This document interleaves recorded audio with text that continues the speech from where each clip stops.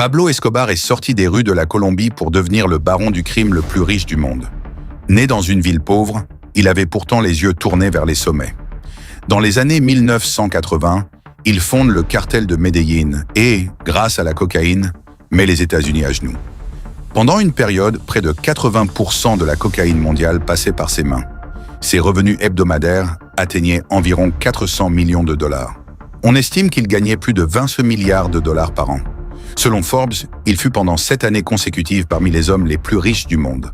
L'argent était tellement abondant que des milliards de dollars pourrissaient chaque année dans des entrepôts. Mais ce qui le distinguait, ce n'était pas seulement sa fortune. Dans les quartiers les plus pauvres de Medellín, beaucoup le voyaient comme un sauveur. Le quartier Barrio Pablo Escobar a offert un toit à des centaines de familles. Il construisait des terrains de football, aidait les enfants, finançait les besoins essentiels et les soins de santé.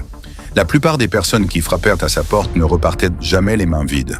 C'est pour cela que certains l'ont surnommé Robin des Bois. Mais cette aide avait un prix, la loyauté. Toute une population s'est mise à le cacher, le protéger et refusait de le dénoncer. Pendant ce temps, les villes se remplissèrent de sang. Politiciens, juges, policiers. Soit ils acceptaient les pots de vin, soit ils mouraient. La règle était simple. Plata o plomo, l'argent ou une balle. En 1989, un avion de ligne explose. La cible était un homme politique, mais tous les passagers meurent. Ce n'était plus du crime, c'était une guerre. Bombes, attentats, terreur. L'État colombien ne recule pas. Escobar finit par se rendre.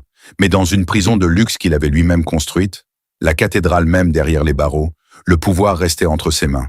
Puis quand le contrôle lui échappe, il s'évade. La chasse commence. Le Search Block est créé pour le retrouver. Des mois de traque. En 1993, à Medellín, il est encerclé sur un toit. Cette fois, il ne peut pas s'échapper. Pablo Escobar meurt. Mais son nom, lui, ne disparaît jamais. Parce qu'il reste le symbole le plus sombre de ce que l'argent, le pouvoir et une ambition sans limite peuvent transformer un homme en un système.